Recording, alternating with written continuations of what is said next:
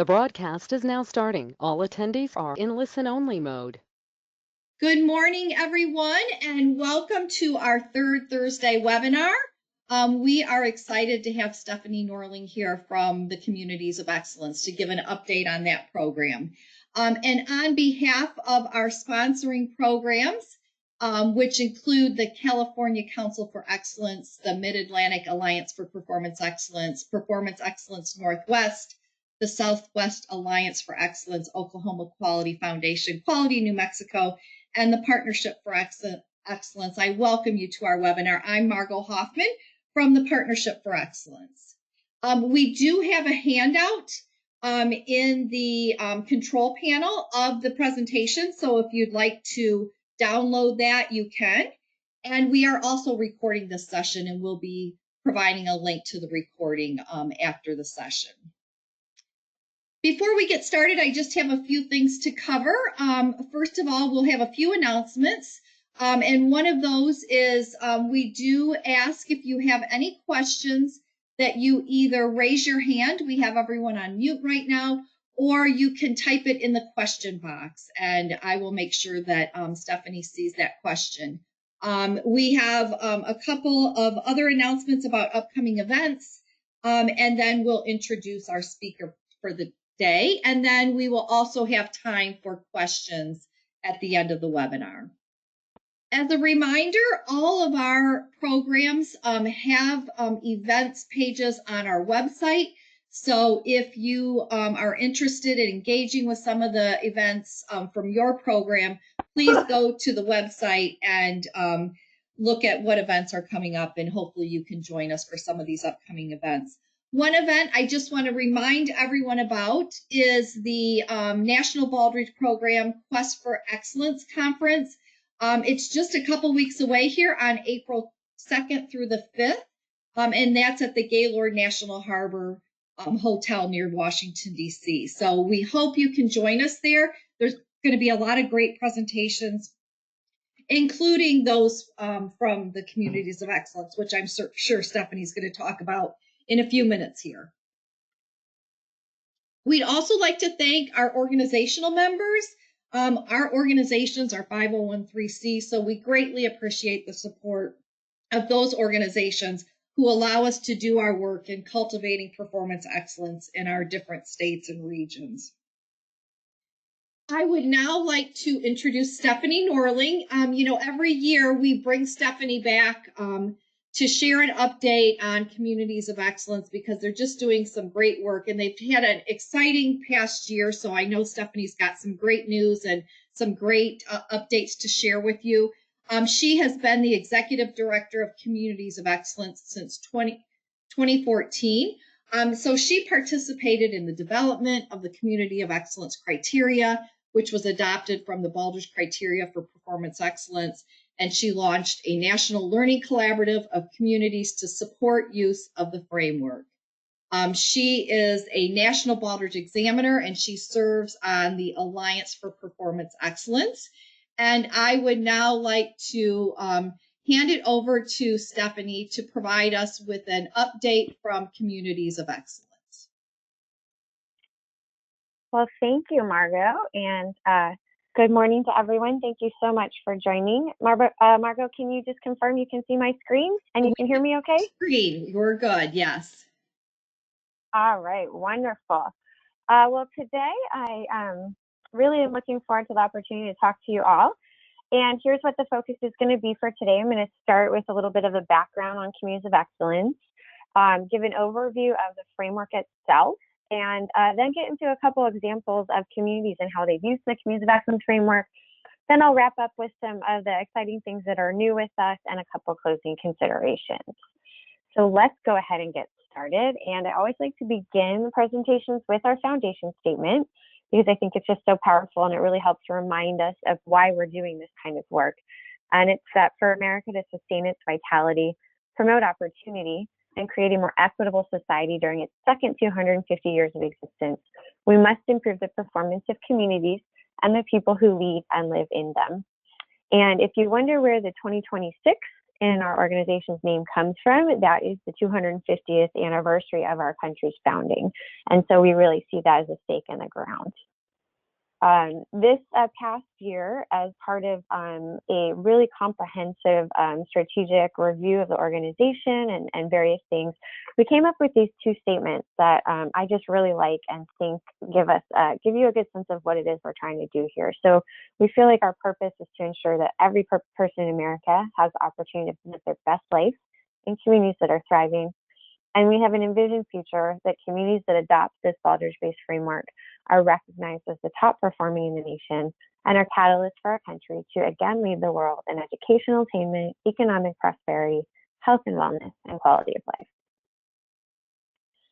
So we know that we have a lot of challenges in this country. We know that despite an incredible amount of effort, a lot of the really important indicators of our overall vitality just are not going in the right direction. And there are so many different efforts, really good efforts, really good people, data platforms, collaboratives, all this incredible work that we're doing, and yet we're just still not seeing the impact that we want to see. And so what that led Communities of Excellence to sort of believe and our sort of value proposition here is that what is missing is that there's no systematic approach that's familiar to and used by all the different entities within a community that ensures that federal, state, local, and private sector efforts are aligned and integrated to maximize their benefit and impact. And that's really where we know, for those of you that are familiar with Baldrige, and where we know Communities of Excellence can come in and really make a difference. And so it was the belief of our two co-founders that this systems framework that they had both used to transform their healthcare organizations, in the case of Lowell Cruz and Heartland Health, he started working there, I think, in the late 80s. But by the time they had received the National Quality Award in the 2000s, they had transformed that hospital from one bottom 25% performing hotel to one hospital. Sorry, I'm in a hotel, to the top 3% in the country. So we know this framework works. We know it can drive transformation. And so it was our belief that we could modify the Baldrige framework, which we know works in organizations, to achieve performance excellence in communities, across sectors, across organizations, across leadership, to benefit the health and well-being of residents. So easier said than done, right? So what does that mean? There's certainly a lot of implications in terms of adapting the Baldrige framework into a completely different setting with a completely different type of leadership and way of thinking about this kind of work. But we know that Baldrige is a systems framework that can transform performance and get sustainable results. In communities, we know that our educational attainment, economic vitality, health status, and safety, among others, are inextricably interwoven like a complex system, and that you can't treat them separately or in silos if you really want to address the key critical systemic issues that we have. But we also know that community leadership is not hierarchical. There is a mayor, and the mayor does run the city and runs city services, but there's all different types of leadership in a community: faith-based leadership, resident leaders, healthcare leaders, school leaders, city leaders. There's just so many, and all of them are equal and important in terms of the success of a community. And so we know that this work requires a commitment among these leaders across all sectors and across generations. And what we believe and we use within our organization is that they need a backbone organization to support them.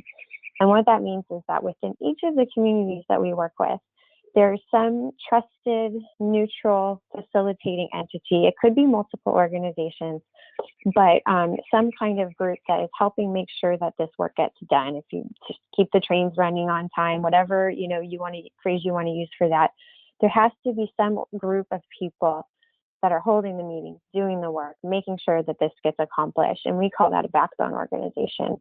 And what's so important about the backbone organization is they need to be trusted by the community and by the leaders and those that are working on this. And they need to put the needs of the greater community beyond the individual backbone organization's goals. So they can still have their own independent goals, but for the purpose of this work, they're a neutral entity. Another thing I'll mention right now before I get too much farther, and one of the first questions we get is, what do you mean by community? Well, we mean a couple of things, really. It's a combination of geography and identity. So for us, a community could be a county. It could be a whole region. We have an 18 county region. It could be a whole state. We actually have the state of Delaware that we work with. Or it could be a small neighborhood. It's really whatever that geographic area is that you know that you can have impact in, that has some kind of shared identity that coalesces people around a vision or around a sense of urgency. But again, it's really up to the group of people, the leaders, the community, the residents, whomever is involved, to decide on what that actual physical area is.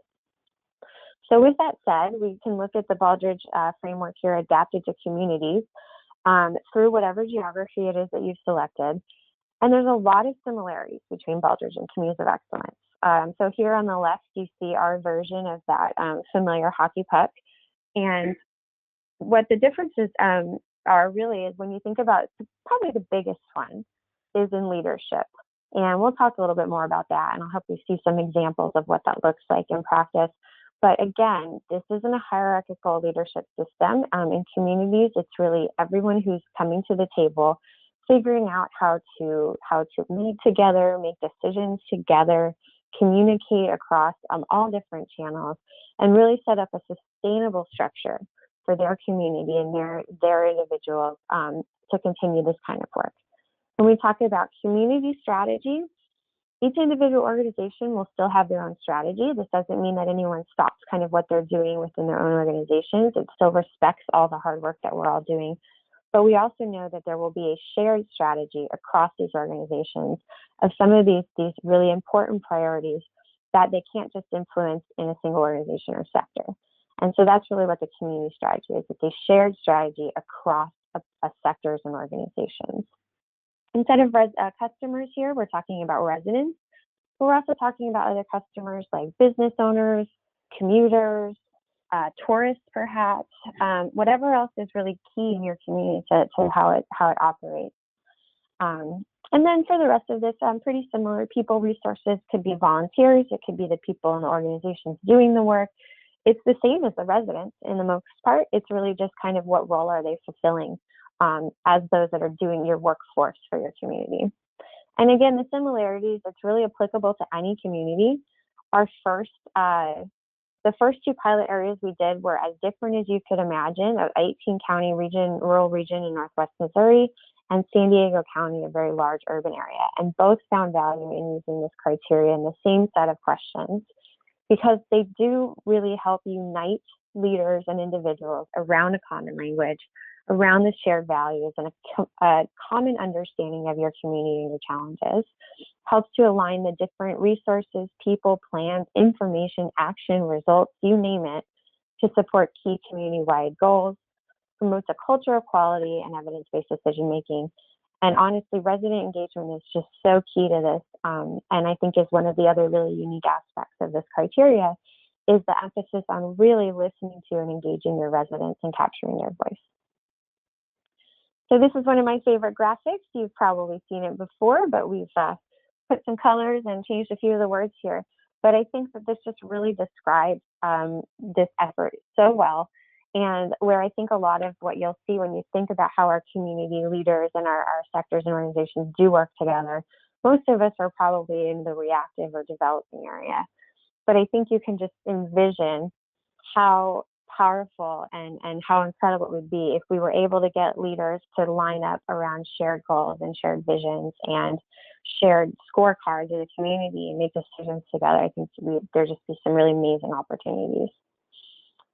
So that's kind of a quick background. I'm going to now move over into talking about the framework itself. And so on the left here, you see our version of this is the Communities of Excellence framework. Just like the Baldrige criteria, it's a set of questions across those categories. There are fewer questions than in the typical Baldrige framework for the other sectors. And that's because we're still honestly learning. We're learning what is necessary, what is really helpful to communities, and what are those key questions that they need to drive performance. We're actually doing a revision this spring and summer that I'm really looking forward to, and looking forward to kind of listening to our community leaders that we currently work with and all of our stakeholders to understand what's critical to them and update that criteria. Familiar with the visual in the middle? The visual on the right here is one of the ways that we introduce this information in our main program, which is a National Learning Collaborative. And we know that the language in the criteria itself can be sometimes daunting. It takes time to learn. And so one of our roles in Communities of Excellence as we work with different groups of leaders and individuals is to really help put this into language that is familiar to us and that we understand. And so that's where one of this very first graphics that someone will see when they start working with us.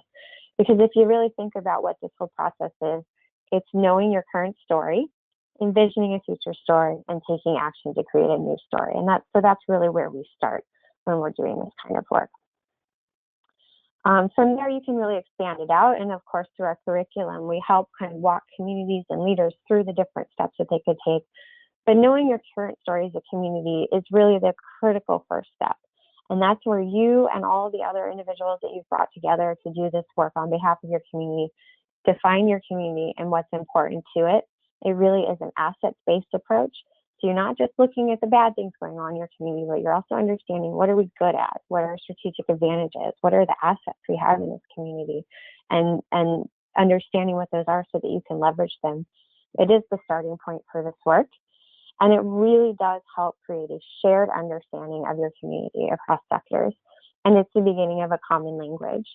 And when we talk about a common language, I think we probably all know, different sectors kind of have their own language, they have their own way of doing things, of talking, of communicating, of viewing their community and what the issues are. And so getting everyone on the same page to start is absolutely just one of the most important first steps. And frankly, can take a long time. This is not quick work. And I think it was Harry Hertz, actually, one of our faculty at one point, that, they said, if this was easy, it would have been done by now. And so we have to just acknowledge that this takes time. And it is intentional, deliberate work. From there, the next step is to envision a future story and start thinking about what future you can all create by working together.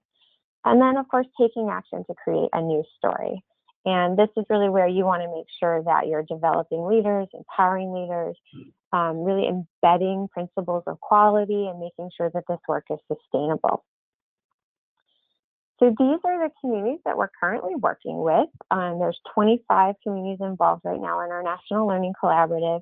9 of those have completed the 3-year collaborative and are now part of an alumni program that meets monthly and shares successes and stories and helps kind of continue to support each other as they continue to do this work. But then we also have our 3 phases of the Learning Collaborative. So you can see here, communities are from all across the country. We're still working on a few areas. So if you guys are representing Pacific Northwest or some of these parts of the South, we'd love to have all of you, but we'd love to help fill out this map here and have as much diversity and representation across this country as we can. But you'll notice we have communities, our smallest community is McCook, Nebraska, it's 7,500 people.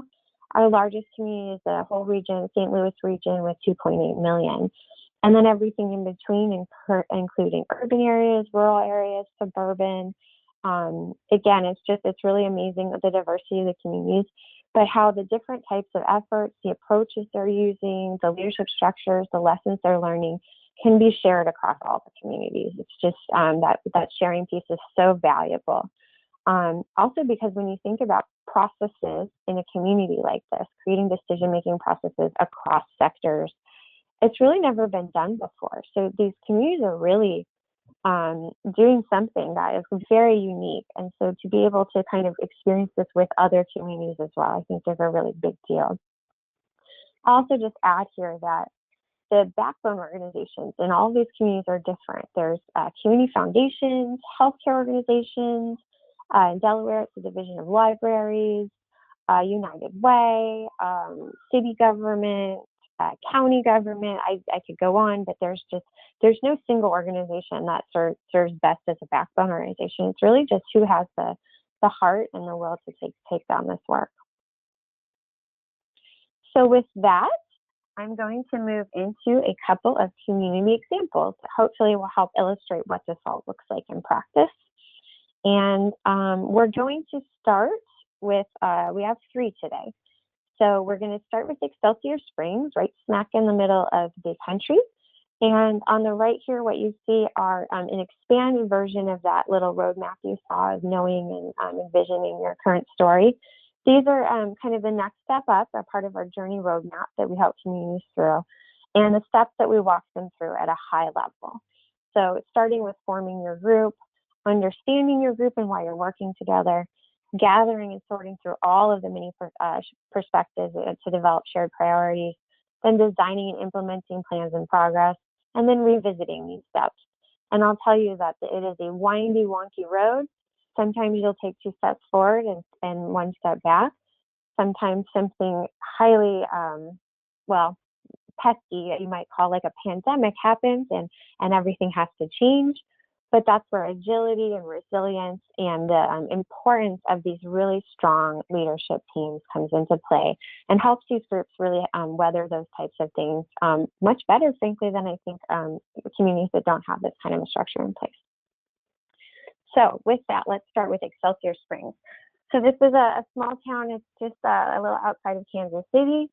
They originally started working with us. The backbone organization is the city of Excelsior Springs, so the city manager's office.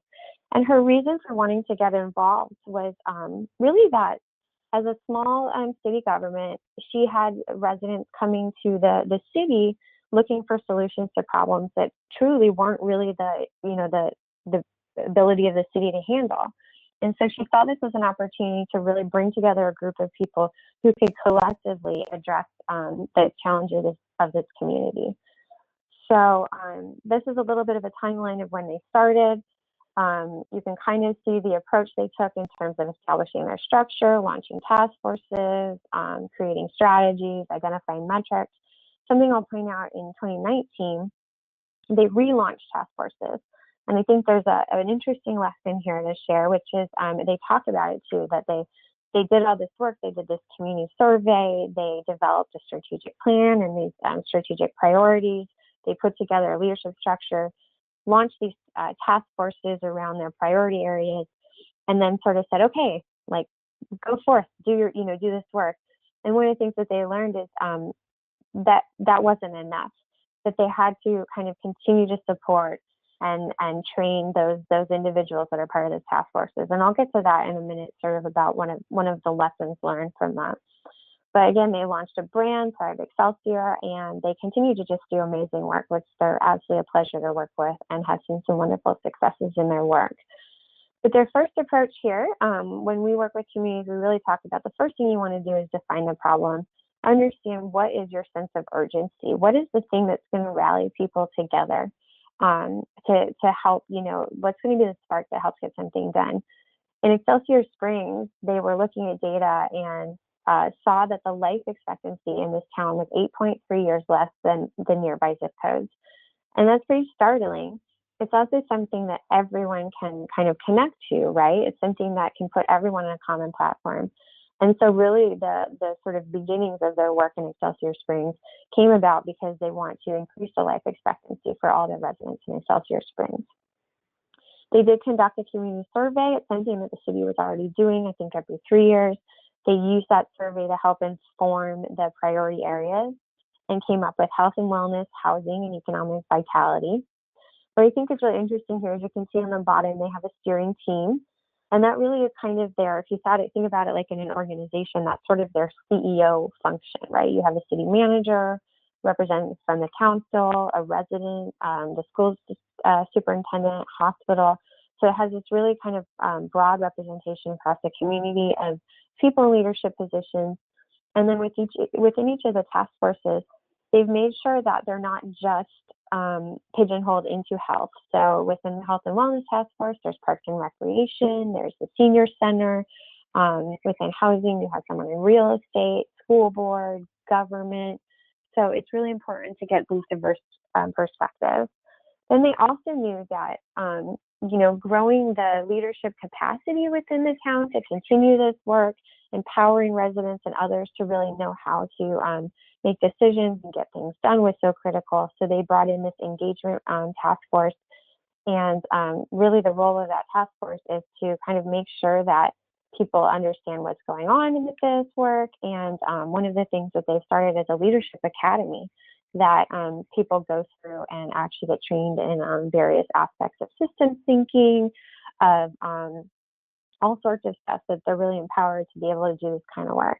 And then finally, an ethics and inclusion task force, just to make sure that all the work that they're doing is ethical, that it's inclusive. So it's a really, I think, important check and balance in their work. So let's see, next. Oops. All right. So with all of that, they've conducted a survey, they did some strategic planning, they agreed on these shared priorities. And like I said, they continue to respect the current efforts of the organizations involved. So this doesn't imply stopping what you're doing. This is really about both and. It's about there's things that we all need to be working on together to really make a difference.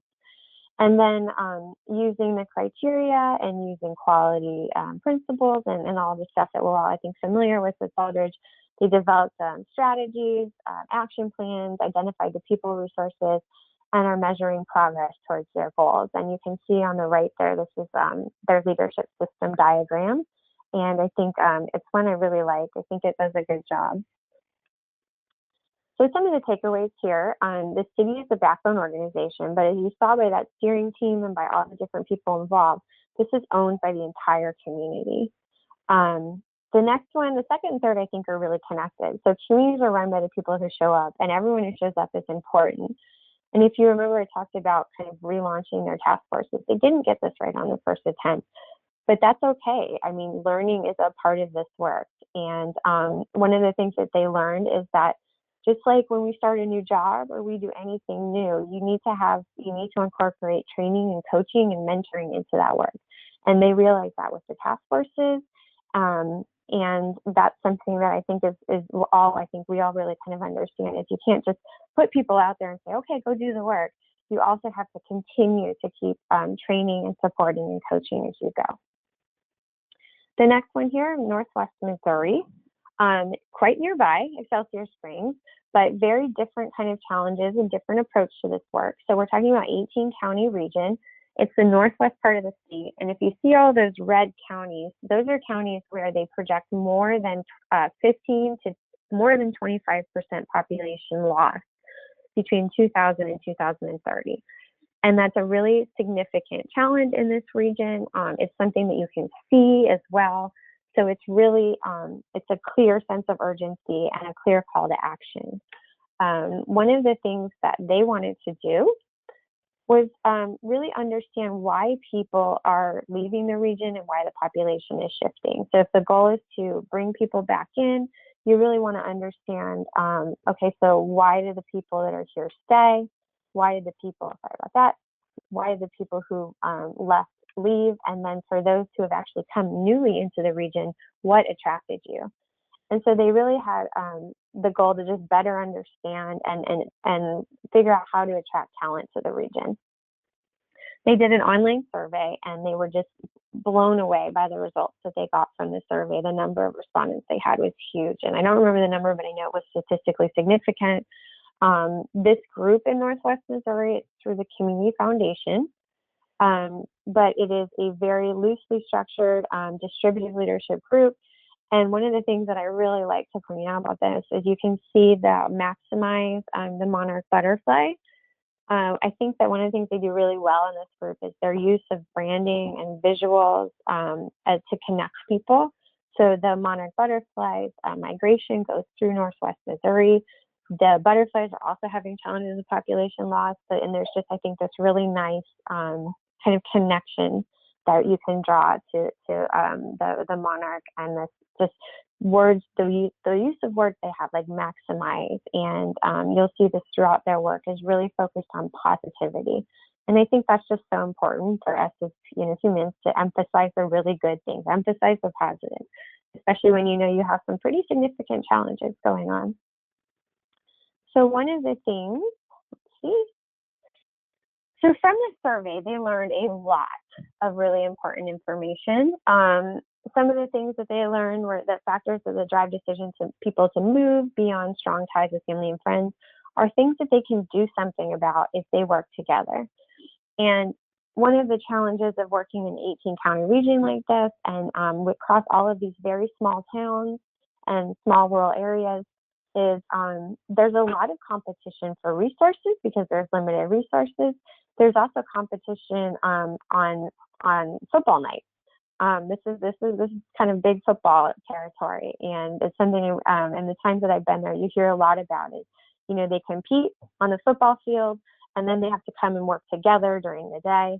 But it's absolutely critical they do because they have to. They have sort of distinct regionally act locally perspective, because there's just some things that you have to come together and work on as a region in order to really be able to make the kind of impact that you need. And then there's some things that you need to act on at the small local level as well. And so kind of learning how to navigate that and be able to honor the important local efforts, but also kind of help people understand how important it is that they come together as well for some of these bigger challenges is really critical. And then again, you can see just, the different approach they've used here with their strategic action map, and have done a really great job of constantly communicating with people what the goals are for this and what it is that they're really trying to do. So some of the key takeaways here: words matter. I think sometimes we forget just how much that's the case, but the way that we communicate, the way that we set the tone, the way we come about these things is really important, and the words we use are really important. And community is not competition, it's collaboration. You can still compete on a football field, you can still compete in other ways, but community is really about collaboration. And I think that that was one of the very first things they really had to work on to bring this region together. Again, helping people to see the opportunity in addition to discussing the problems is really important. And nothing exists in isolation. You have to think at a higher level, at a broader level, to make an impact on some of these really big, just wicked problems that we have. So the third example here is San Diego County. Specifically, I'm talking about the South region of the county. And the backbone organization here is the Health and Human Services Agency. They had, as an agency, adopted Baldrige already when we started engaging with them. So they already had knowledge within the organization of the importance of system thinking, of kind of this quality language. And then they also had this effort called Live Well San Diego that started in 2010. And it really started as an effort to address what was a startling rate of preventable deaths from chronic disease. And they called it 3-4-50 initiative. And it was really kind of the beginnings of what turned out to ended up being Live Well San Diego. But they knew, as a Health and Human Services agency, that they couldn't impact these really big challenges without bringing other people in to work with them. So Live Well San Diego turned into the county adopted it as a vision for the county of a healthy, safe, and thriving county. But it started with a Building Better Health initiative, and partner organizations, cities, school districts, businesses, anybody to become a Live Well partner and adopt this vision and really contribute to the goals that they have around health and living safely and thriving. Today, I think there's more than 500 partner organizations involved. It's just this really powerful and credible movement in San Diego County. And what they knew is that they were making great progress with Live Well San Diego, but they needed something to take them that extra mile to really get them to excellence. And that's where they looked to the Communities of Excellence framework to help them kind of assess what they were currently doing with Live Well San Diego and identify how they could do it even better, even stronger, even more effectively. And so that's where our work came in. We started in the South region because they had a very strong history of collaboration there. And there was already an existing leadership team that met regularly and focused on addressing health issues. But one of the really big things that changed was, in addition to the structure that I'll talk about here in a second, was that they started looking at other aspects of the community's vitality. So they expanded to knowledge and the standard of living, looking at a school work group and economic vitality task work group as well. When they started doing their Communities of Excellence efforts, they put in this small ad hoc committee that would kind of go through the criteria, work on a community profile, bring kind of the conversation questions back to the broader leadership team, which could be anywhere from 50 to 60 people. Any partner organization or anyone could attend leadership meetings. That ad hoc group actually turned into an advisory group, which is kind of, you could look at as, managing the strategic planning and communications and strategy. They would work on their communities of excellence application and that kind of work, and really kind of develop a lot of the processes and the things that they're doing. But once they completed their profile, they conducted a strategic planning session with where they invited all of the partner organizations to come to a meeting and share what are the priorities that they're working on, what kind of data are they tracking. And they did this environmental scan of the region where they shared just really basic data about now and then 5 years from now. And what it did is put everyone kind of level set on the same page about the region, but really had a lot of surprising information that people didn't know. And so between that data kind of environmental scan and then listening to the different priorities and strengths and competencies of what everyone was working on, they really ended up with these 3 work groups, and then were able to develop priorities in each of these areas. And so another thing I think is really significant here, each of the work groups are co-chaired by people who are not part of the Health and Human Services Agency. This is truly a community effort. But as the backbone, Health and Human Services heavily supports the work that's going on in all these work groups and the leadership teams. One of the efforts that they did, their Economic Vitality Work Group, this was the first time that they had an Economic Vitality Work Group. It also meant bringing in new partners who weren't necessarily at the table before, so representing the Chamber of Commerce or other economic development types of organizations. And so they were able to also bring in all these new people. And they identified a challenge that was a lack of kind of opportunities for underemployed youth in the South region. And so one of the very first things that they did by working together was develop a summer internship to help young people basically gain the skills they need in business. It had a number of different opportunities, including a paid internship, but it had financial literacy trainings and all sorts of really incredible information. And so here you see an example of one of their work plans. What I love about this is just the alignment of their vision, the mission, the work group, and then you can see their strategic objectives and their key activities. And this was a really successful program. And one of the things I love about it is they actually accomplished this without really spending any cash money. They leveraged relationships and partnerships they had in the community in order to accomplish this internship. So I think it's just a really wonderful story and example. So some of the key takeaways here is to think like a community instead of an entity. We know that no one entity can do this work alone, and there's so much more impact when you work together. The next one, the Live Well San Diego vision provides Health and Human Services and the community a direction and a shared understanding of their challenges. And then Baldrige provides the management model and a common language, both within the organization and within the community. So if I were to sort of summarize what a Communities of Excellence journey looks like at a really high level, this is sort of what I like to say to people is you start with your why. Why are you doing this work? What is your sense of urgency? What is the call to action that's going to bring people together? And it really usually is important to have data, something that you can actually look at and share with people and talk about. And that's what really gets this work going. And then start talking to people and identify who to involve. At one level, this is really going to be done by the people that show up, but there's also people you're going to need to have involved. And so, start approaching those people and talk about this work and why it's so important. And then agree on what system to use. In this case, we're recommending use Communities of Excellence framework. But at a high level, you just need a system that you're going to use. And that's going to help you identify how you're going to accomplish this work.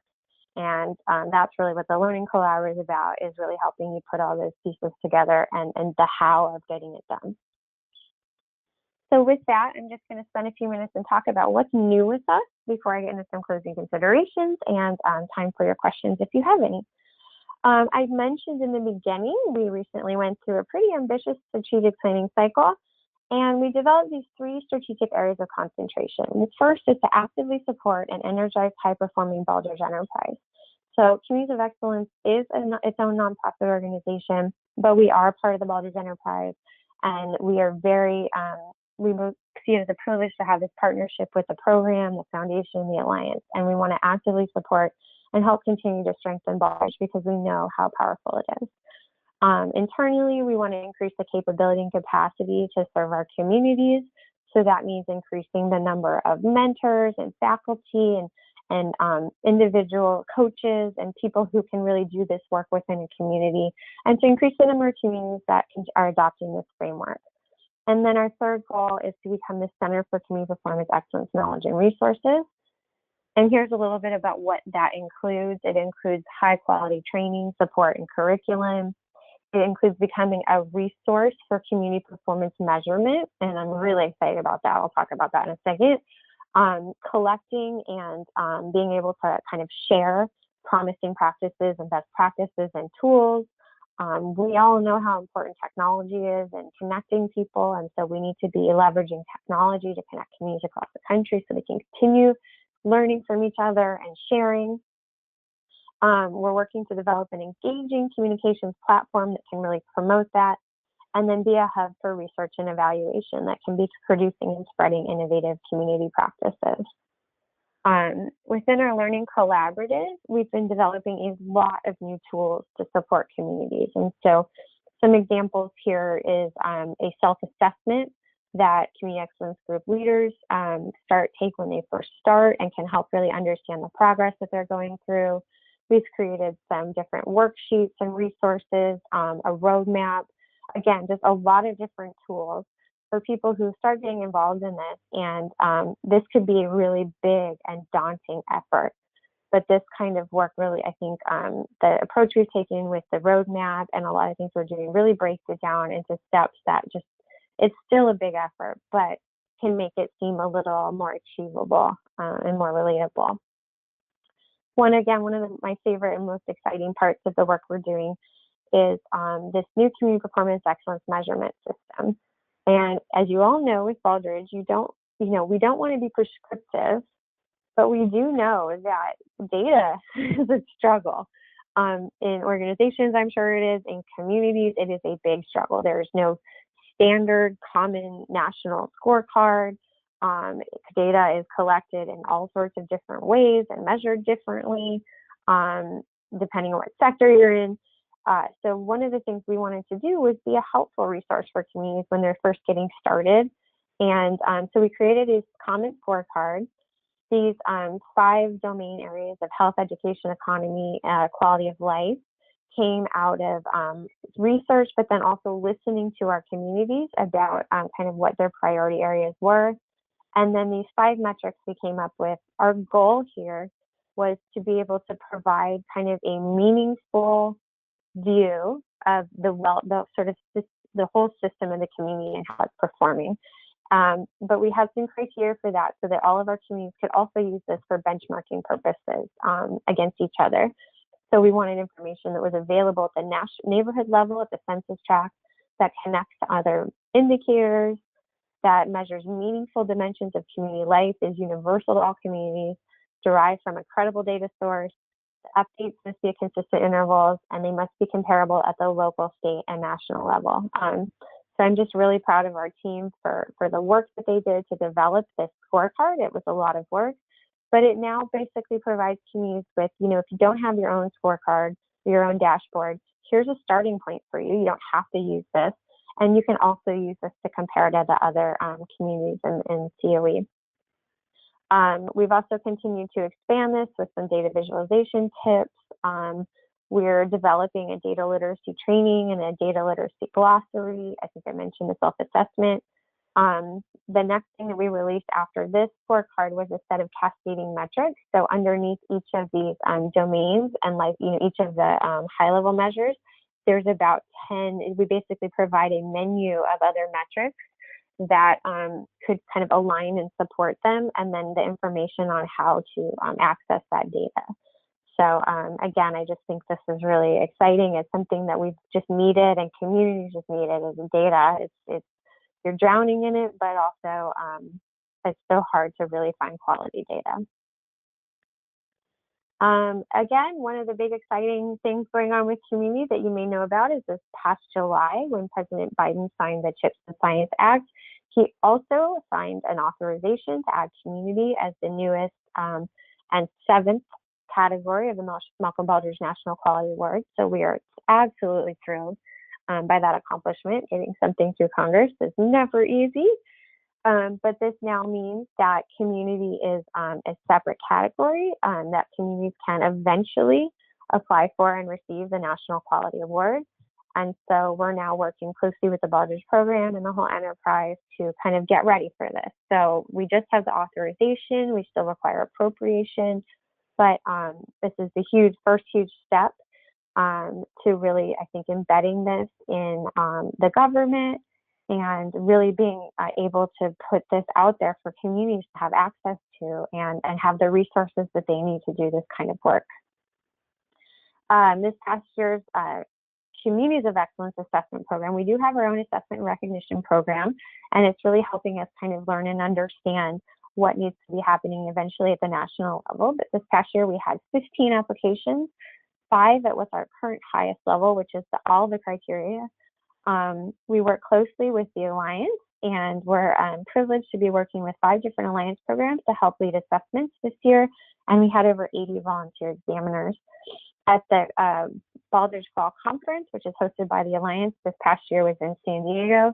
We had an awards ceremony, and Molly Baldrige was our special guest to gave a speech and helped us provide these recognition. So it was a really just exciting event and a perfect time to be doing it, and a great experience.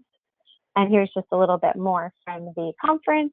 We again just had a wonderful time. We had about 80 or 90 Communities of Excellence leaders in attendance, along with the Baldrige Fall Conference attendees. And my last couple little bits here, our newest cohort for the Learning Collaborative is going to start in October. We are looking for up to 8 communities to join us and begin in phase 1. Phase 1, again, is really, it's the first year. It's really about learning, familiarizing yourself with this. It's understanding your current story and envisioning a future story. And the collaborative is primarily virtual with a couple 1 to 2 in-person events each year.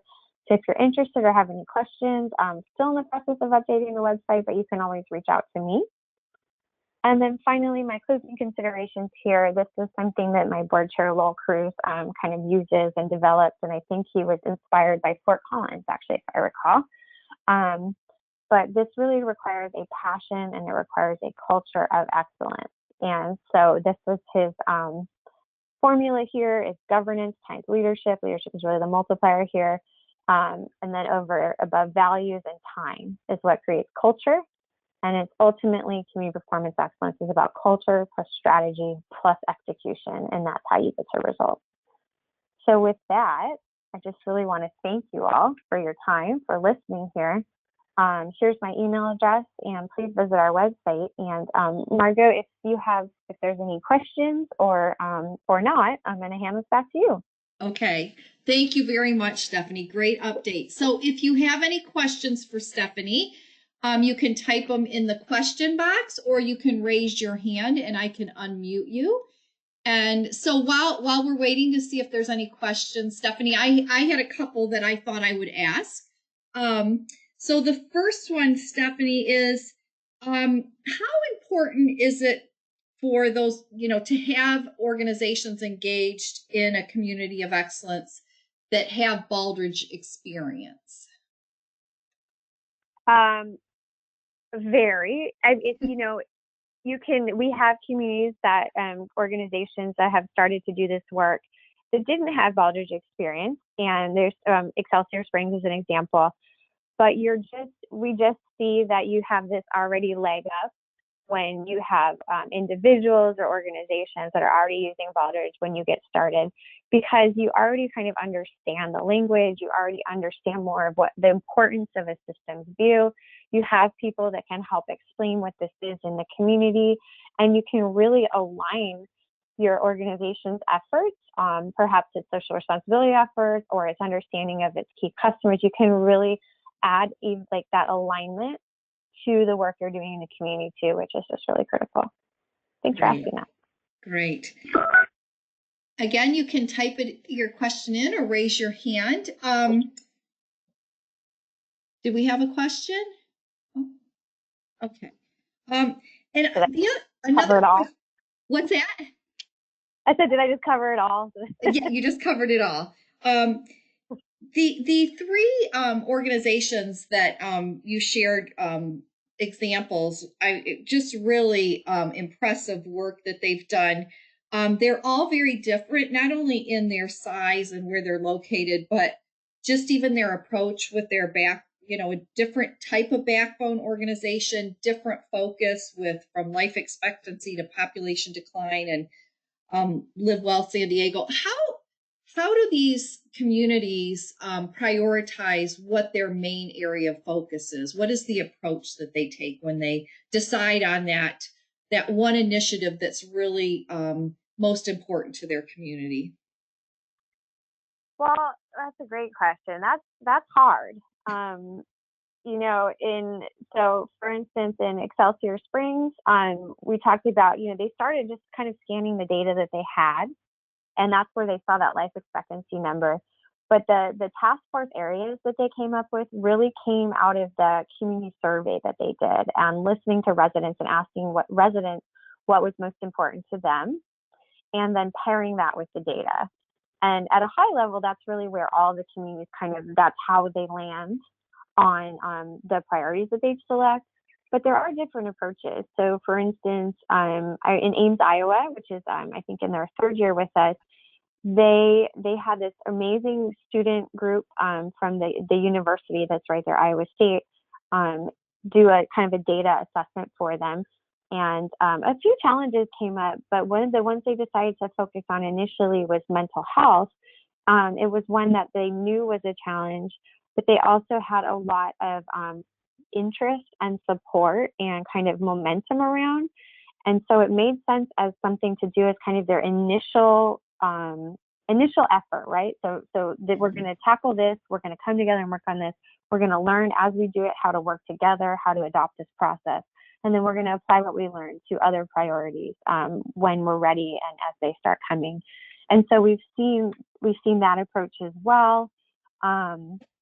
There really are a lot of different approaches, but that's kind of two examples. A lot of times it's the data and then listening to residents. Yes, really, so it really is using that Baldrige value of management by fact to make decisions, it sounds like. Absolutely. And then I just have one last question. I'm not seeing any other questions from anyone else. The three communities that you shared, they're all alumni now, so they've been doing this for a while. Is there a common theme that you see in these communities that are able to sustain the Community of Excellence initiative? Is there something that they're all doing or that they've learned that is keeping that momentum going in their community? Oh, that's a great question. Well, I'd say persistence is a common theme. I think that we see, a couple of things that really help set you up for success is one, to have kind of a visionary leader or someone that's really can serve as a convener that's trusted in the community. They can pick up the phone and say, hey, can you come? I want to talk to you about this. So in a lot of our communities that we've seen some great success, they've really got someone like that. They also have someone doing the work or a group of people, kind of down hands-on doing the work that are persistent. So, I mean, it's all about leadership and having the right people in the right roles, I think is really important. So we all kind of have different things that we take to. Some of us are doers, some of us are thinkers, kind of architects, translators, however you want to describe people. Like make sure people are in the right role that they're best for and help them thrive. And I think it just really, the success really comes down to the leadership. Great. Thank you. Those were great tips for communities that are thinking about getting started. Well, thank you so much, Stephanie. This was a lot of great information, and it's so exciting to see Community of Excellence 2026 as an organization, sustaining and now being approved by the national program. So congratulations and thank you for joining us today. I do want to share with you our next webinar. We have Ashley Fritz from ProMedica, and ProMedica was the Partnership for Excellence's 2020 Governor's Award recipient. And she's going to be talking about integrating the voice of the customer approaches into a large health system. And what she's going to be presenting applies to any large organization or any organization, as a matter of fact. They just happen to be a healthcare organization. So we hope you can join us on April 20th for our next Third Thursday webinar. And on behalf of all of our programs, I'd like to thank you for joining us today. If you have not started your Baldrige journey and are interested, here's the contact information for each of the host programs.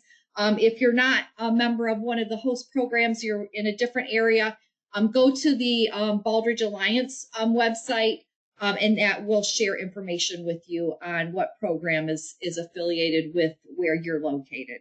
Again, thank you for joining us, and we will see you next month. Bye, everyone.